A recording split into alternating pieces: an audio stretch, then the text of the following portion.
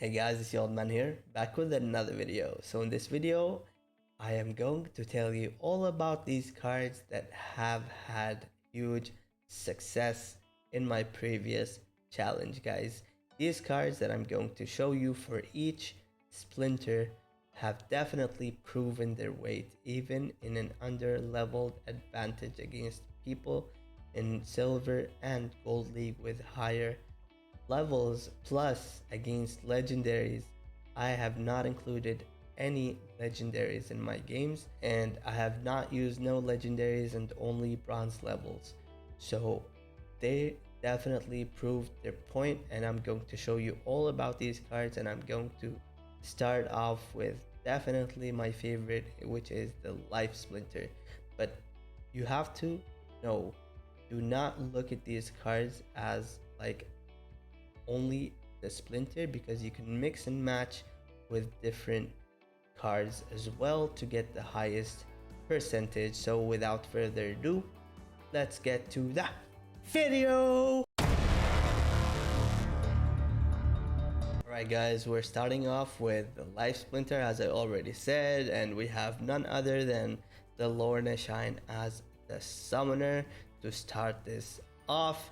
She is amazing. She definitely shined, guys. I can't say I was surprised, honestly. Some cards definitely surprised me, but some I already expected to be really strong, and Lorna Shine was definitely a card that performed really well in this challenge, even when facing legendary summoners and underleveled, and being underleveled as well, which definitely is a really strong card. So that was the summoner that I most likely always went when I was playing life, and she definitely was worth it, guys. All right, let's move to the monsters, guys. We have, and I'm going to do that just from top to bottom randomly, not based on strength or anything, just from top to bottom. And I'm going to specifically choose the cards with the highest win rate based on statistics.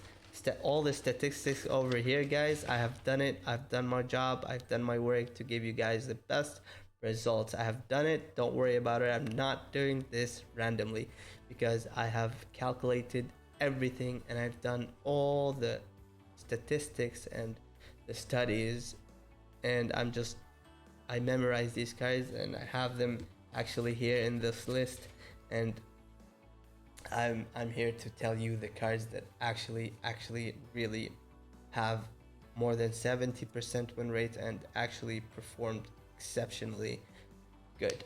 So the Feral Spirit is definitely a card that has been working really good. Even if I played it with Silver Shield Knight or the Daria as a summoner, which also boosts the attack not only once but twice, because this has Inspire, and the Daria summoner also gives +1 melee. And whenever I did that with this combo, it definitely worked really strong, guys. And I have been like rolling over these guys who have higher levels and legendary cards, which is definitely something to note. The second card is the Silver Shield Knight. But guys, you can't play these cards every time and expect to win. You have to know when to use these cards. You don't want to play these cards when you're expecting people to go Mylor, for example, right? Like, you just have to be smart. And how? Well, watch my videos, watch my tips and tricks and guides and everything about rule sets. You will know what I mean. But for this video, I'm not going to talk all about these kind of things, but I'm just going to show you the cards that have the highest win rate. So let's move on, guys. So in this over here, we definitely want to go with the Herbalist. The Herbalist is a really strong card because of Cleanse. It can definitely win you the game when you just throw it in a poison game, and you'll just literally win. In those low mana games, when you throw the Shield Bearer in front as a tank and the Herbalist behind him, that's 10 mana. And then if you want to use the Lorna, that's 13 mana. So in a 13 mana game, it's an auto win most of the time, which is definitely strong. So the Herbalist with Cleanse, I mean, it is definitely strong, but the Herbalist, the problem is with the Herbalist is that it gets Cleanse later on, but the Silver Shield Bard gets it at level 1. It gets it with level 1. So if you, that's something to consider as well, because the Silver Shield Bard also had a high percentage win rate in poison games. So let's move on to the next card, the Cave Slug, guys. The Cave Slug is definitely a card that is a monster. Sometimes I boost it to 5 attack with Daria and the Silver Shield Knight, which is really strong, especially in those reverse speed games, guys. It'll just automatically delete one monster out of the game instantly as the game starts, which is really strong, guys. All right, let's move to the next row. We have the Pelicore Conjurer, guys. The Pelicore Conjurer is dangerous. It is really efficient because it's 2 mana and you can play it most of the time in low mana games as just a body to soak all the damage, especially with Lorna, right?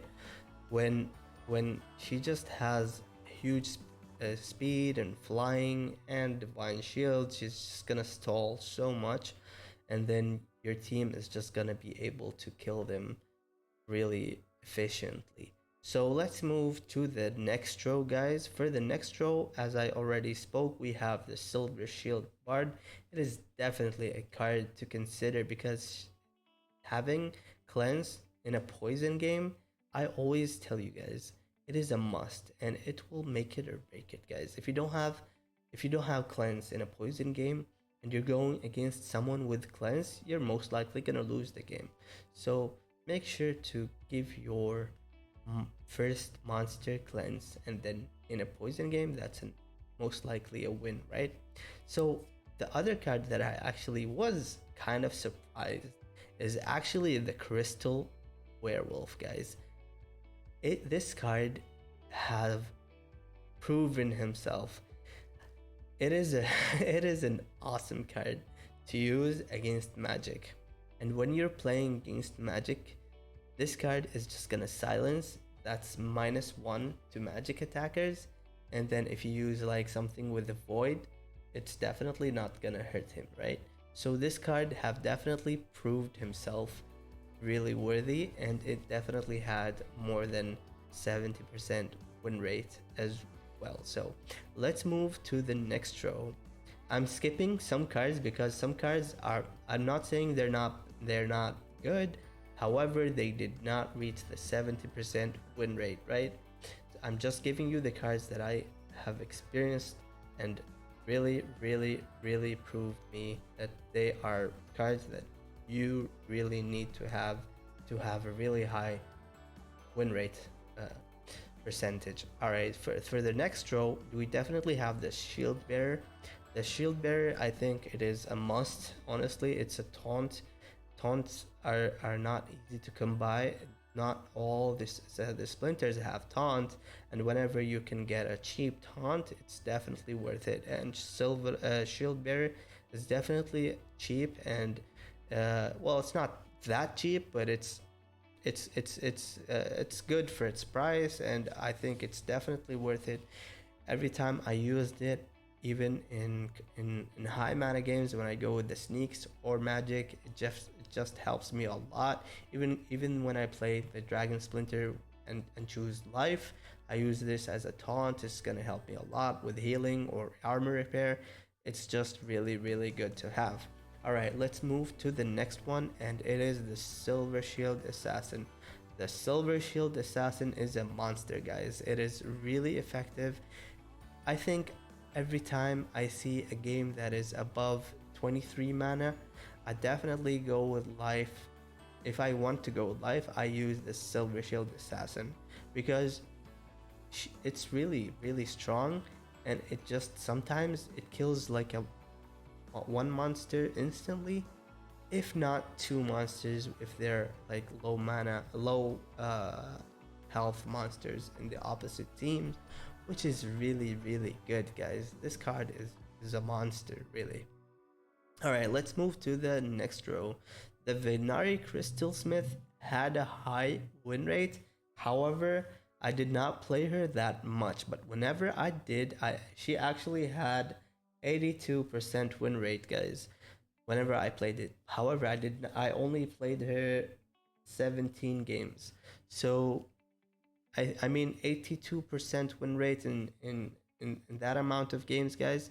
I think it's definitely a card that everybody should consider, and not only because of this, but for the shift in Chaos Legion, I think this card is definitely worth it, honestly. All right, let's move to the next row, guys. We definitely have the Light Elemental and the Thunderbird. Whenever I play these two together in an Earthquake game and low mana games, I tend to win. These guys are like two lovers, I think. I don't know. But these guys, I love playing them together, and I've had so much success playing them together in Earthquake games or low mana games. And they definitely are cards that are worth it. I'm telling you, they're really strong and they're effective in low mana games, even high mana games, Earthquake games, everything. Like these cards are really strong. All right, so there's one card that I already know that is really strong. However, I did not play it the previous challenge, but I played it like all the time, and it's like a bonus for this Splinter, and it is the Billa the Radiant, guys. It's a legendary, so I did not play it last season in my challenge, as I said, but this card is really strong, so it's just something to consider. That's just like a bonus. So that was the whole life Splinter for you guys.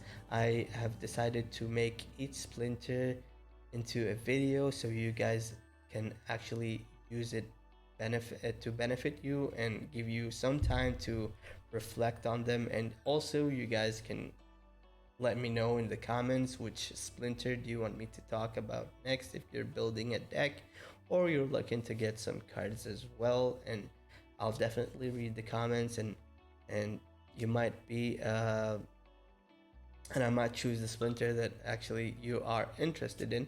But as I said, I am going to talk all about these Splinters individually in separate videos to guys, to give you like the best idea of the cards that you will need to help you succeed and have a really high win rate.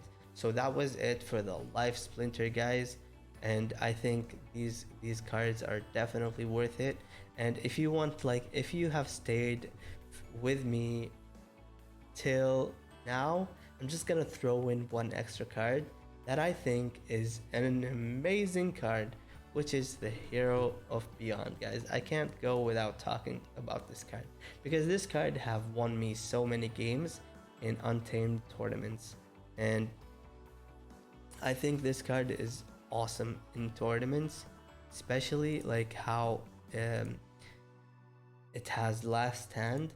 When it has like when in silver with last stand, it is really strong.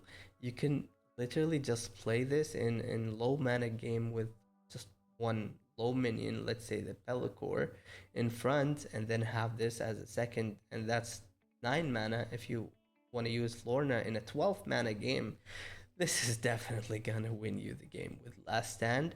It's gonna be dangerous, plus it's close range, so it can attack from first position.